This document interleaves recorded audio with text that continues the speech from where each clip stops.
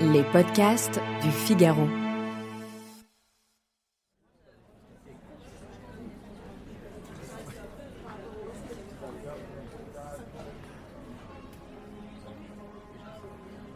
Accusé du meurtre de sa femme, mis en examen depuis juin 2021, Cédric Jubillard se considère comme le mec le plus connu du Tarn.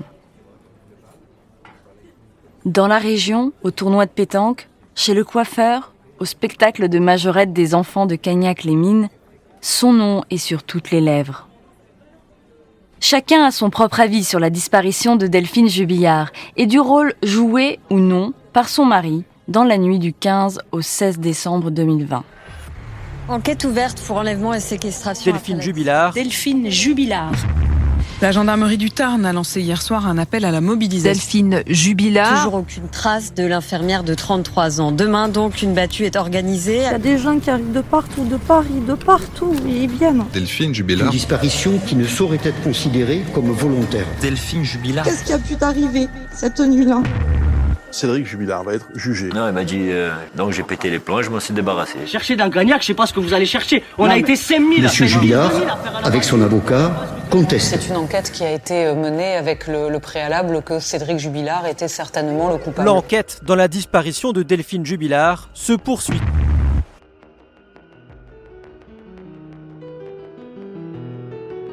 Dans la nuit du 15 au 16 décembre 2020, Delphine Jubillard disparaît. 4 ans plus tard, toute la France connaît son visage, mais son corps, lui, reste introuvable. Pas de corps, pas de témoins, pas de scène de crime. Épisode 5. Les derniers secrets de l'affaire Jubillard.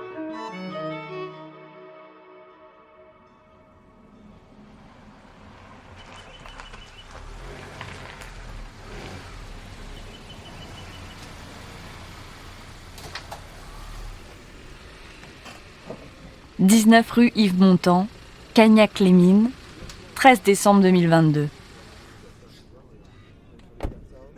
Cédric Jubillard est en prison depuis 1 an et demi. À aucun moment il n'a quitté sa cellule d'isolement.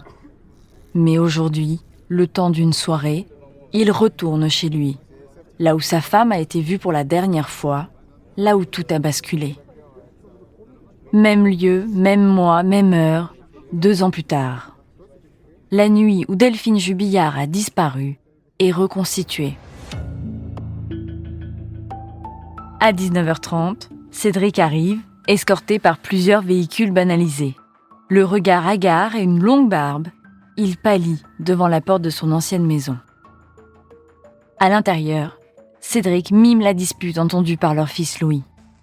Puis une gendarme pousse 3 hurlements pour correspondre à ceux décrits par les voisins. Mais Cédric reste stoïque. Il continue de clamer son innocence et répète sa version des faits. Vers 4h du matin, il est réveillé par les cris de sa fille et remarque à ce moment-là que sa femme a disparu.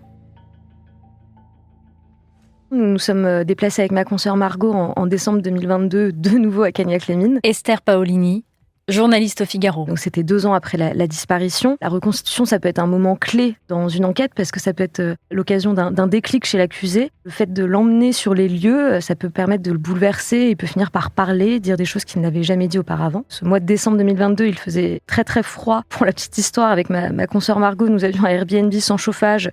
Donc nous écrivions nos papiers assises dans la salle de bain en se réchauffant avec le porte-serviette. Dès l'après-midi, Cagnac-les-Mines avait été barricadé un petit peu par les gendarmes. Le quartier de la maison des Jubillard était bouclé avec de la rubalise jaune de la gendarmerie. Et on voyait déjà le bal des camionnettes, des chaînes d'information en continu, la presse locale, mais aussi les médias nationaux qui arrivaient au compte-gouttes. Et finalement, à 19h30, donc le cortège de véhicules banalisés qui transportaient Cédric est arrivé, avec lui, bien sûr, le bal des avocats des parties civiles, de la défense. Très vite, tous les journalistes se sont de nouveau retrouvés dans le silence. Et en fait, pendant des heures et des heures, avec les journalistes, on patiente entre nous, dans le froid, avec un sandwich, un café froid, et puis on attend de savoir ce qui va se passer pendant cette reconstitution. On finit au fil des heures par tous rentrer dans notre voiture pour se réchauffer parce qu'il faisait très très froid. Et en fait, aux alentours de minuit, quand ma consoeur Margot et moi, on commençait à s'endormir, emmitouflés dans notre manteau dans la voiture, Nous avons soudain entendu de l'autre côté de la barrière de sécurité 3 cris stridents, 3 hurlements qu'une gendarme a mimés pour reproduire ceux qu'une voisine aurait entendus le soir de la disparition. Et en fait, ça nous a vraiment saisis parce qu'on était dans l'obscurité, on avait un peu l'impression que nos repères étaient brouillés et que soudain on était revenu à cette nuit du 15 au 16 décembre 2020, cette nuit donc où Delphine a disparu et pour nous, journalistes, où l'énigme a commencé. Les avocats de Cédric demandent régulièrement la remise en liberté de leurs clients à l'isolement depuis plusieurs années, mais sans succès.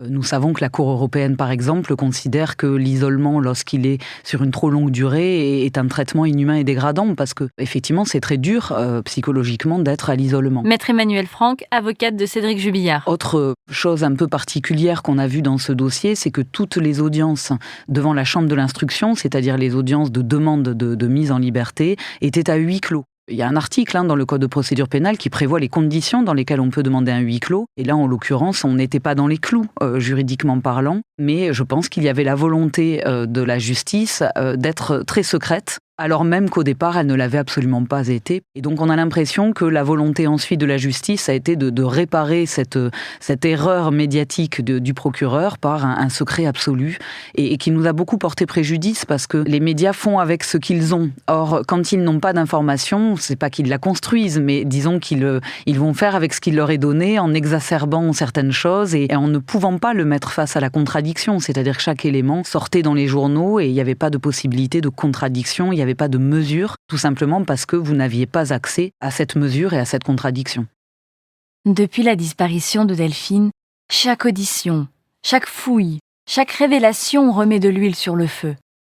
En juin 2022, un codétenu de Cédric Jubillard, Marco, assure que Cédric lui aurait tout avoué et lui aurait confié l'emplacement du corps de Delphine. En avril 2024, une voyante déclare avoir vu Delphine morte, enfermée dans une salle froide, à l'intérieur d'une ferme désaffectée. Mais à chaque fois, les enquêteurs reviennent bredouilles. La médiatisation de cette affaire est quand même un peu inédite. Tous les faits divers ont tendance aujourd'hui à être extrêmement médiatisés, mais là je crois qu'avec l'affaire Jubillard, on a atteint des sommets. Et c'est vrai que quand on est avocat de la défense, ça pose quand même une difficulté, parce que si au départ on se dit que notre métier, nous, c'est de défendre les gens dans les prétoires, on se rend compte très rapidement que le temps médiatique n'est pas celui de la justice, et que les auditeurs et les lecteurs d'aujourd'hui seront les jurés de demain. Et donc on finit par être obligé de défendre également notre client, en l'occurrence Cédric Jubillard, en dehors des prétoires, parce qu'on sait que le temps va être très très long avant un procès et qu'on ne peut pas le laisser se faire piétiner et la présomption d'innocence avec pendant des mois et des mois.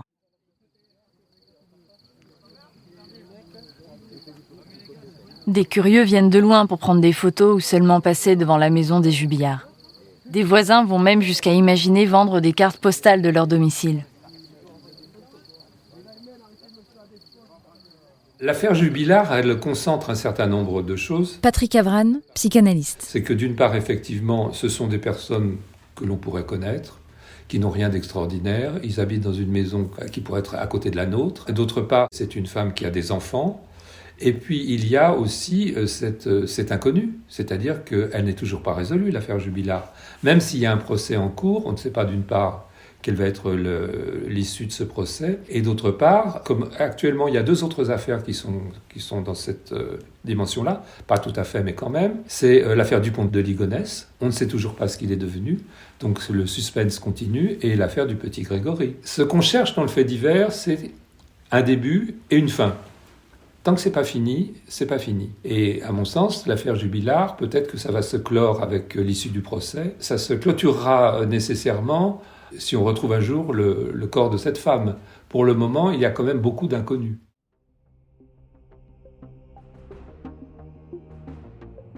Sur les réseaux sociaux, un groupe Facebook a été créé début 2021 pour soutenir Cédric. Son fondateur, Régis M, a été entendu par les gendarmes. Cédric lui aurait demandé d'être ses yeux sur Internet. Il veut être au courant de tout ce qu'on dit sur lui. Une autre page Facebook est aussi très active.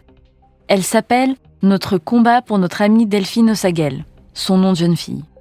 Elle a été créée en décembre 2020 et a aujourd'hui, plus de 4 ans plus tard, 22 000 abonnés. Ce sont des proches de l'infirmière, des amis, des voisines, des cousines qui s'en occupent. Ces femmes sont de la même génération que Delphine et s'identifient à elle. Et ce qu'il faut bien comprendre, c'est que le travail de fait diversier, lorsqu'il y a eu une disparition, c'est évidemment d'aller à la rencontre des proches de la personne qui a disparu pour essayer de pouvoir dresser un tableau de la disparue. Esther Paolini, journaliste au Figaro. Comprendre un peu mieux qui se cache derrière le visage qui est plastifié derrière les avis de recherche. Et dans le cadre de Delphine Jubillard, une bande de copines, alors plus ou moins proches, se sont fait un peu le porte-voix de la mobilisation pour la retrouver. Elles ont fait de sa disparition un véritable combat. Elles se filmaient sur les réseaux sociaux lors des fouilles, se mettaient en scène en publiant des photos avec de la musique un petit peu dramatique. Et donc Margot et moi, nous les avons croisées à Cagnac-les-Mines, donc devant la maison des Jubillards.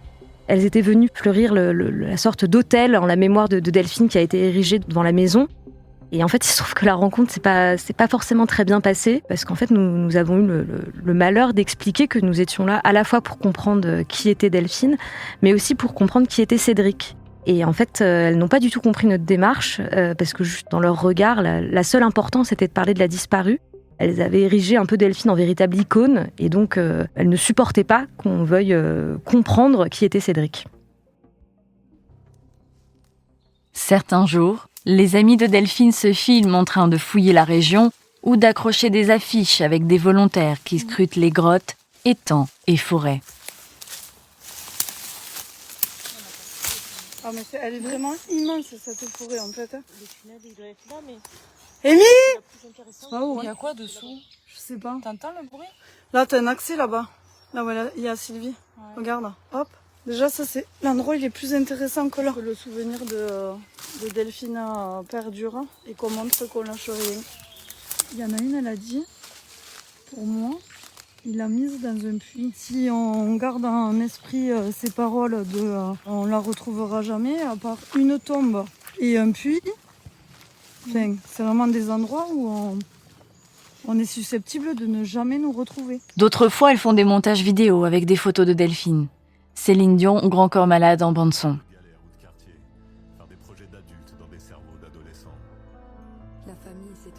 En commentaire, des messages de soutien pour les gendarmes ou la famille. Le problème du réseau social, surtout quand il n'y a que cela, c'est que, d'une part, ça facilite les fausses informations. Patrick Avran, psychanalyste. Puisque personne n'est là pour vérifier. Et d'autre part, il n'y a pas ce retour direct. C'est-à-dire que chacun est en position de détenir la vérité et de la céder aux autres. Et quand il n'y a plus que le réseau social ou que les échanges virtuels qui se passent à propos d'un fait divers, je pense que ça prend une autre dimension et que c'est peut-être pas la meilleure des choses. Je pense que c'est un des problèmes des faits divers actuels. Ce changement pourrait dire que tant que le fait divers est une affaire de journalistes, à ce moment-là, on peut supposer, ils sont là pour ça, que les journalistes donnent des informations vérifiées, justes, et que quand on échange avec un autre, on peut être pas d'accord, on peut s'engueuler, mais il y a un échange direct, ça passe par la parole. Au café du commerce, chez le coiffeur, on a beau avoir ce sentiment de toute puissance, il peut toujours y avoir quelqu'un à côté qui dit « écoute, tu racontes des bêtises ». Le sentiment de toute puissance, qui est sans doute présent plus ou moins chez chacun, quand il n'a pas de limite, quand il n'a pas de contre-pouvoir, à ce moment-là, il s'exprime. C'est dans cette mesure-là que les réseaux sociaux ont, je dirais, leurs propres limites.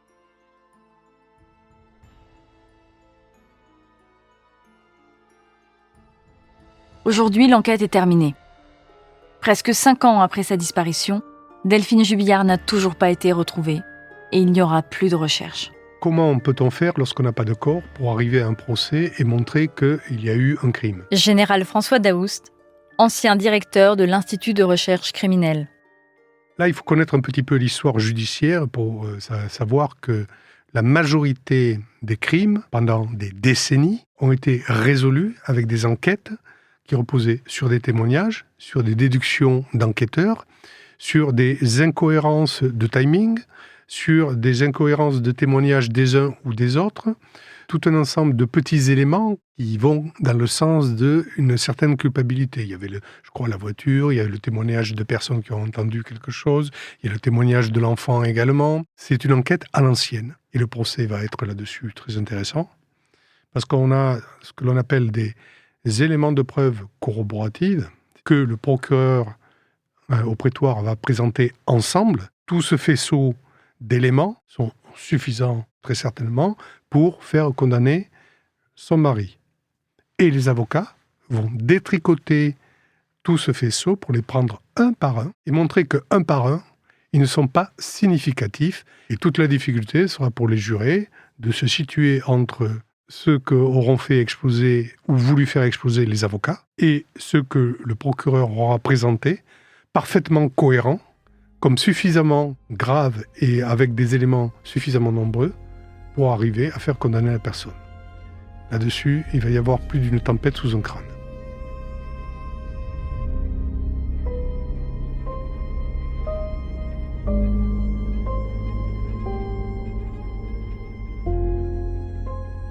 Le procès aura lieu en septembre 2025 à Albi, devant la cour d'assises du Tarn.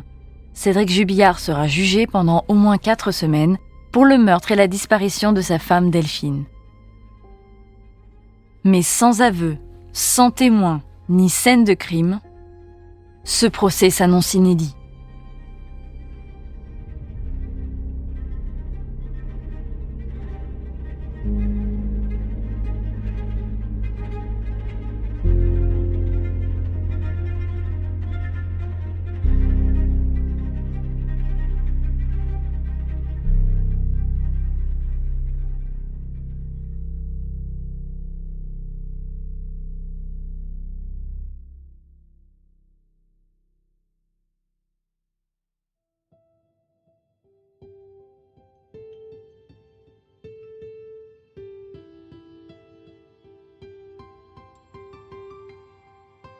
C'était l'affaire Jubillard, les derniers secrets. Un récit adapté d'une enquête de Margot Dademar et Esther Paolini. Réalisation Astrid Landon. Narration Margot Dademar. Production Salomé Boulet et Lila Fadel. Prise de son Louis Chabin. Coordination Aude Cérès. Vous pouvez retrouver les récits du Figaro sur Figaro Radio, le site du Figaro et toutes les plateformes d'écoute. Si cet épisode vous a plu, n'hésitez pas à vous abonner et à donner votre avis. À bientôt.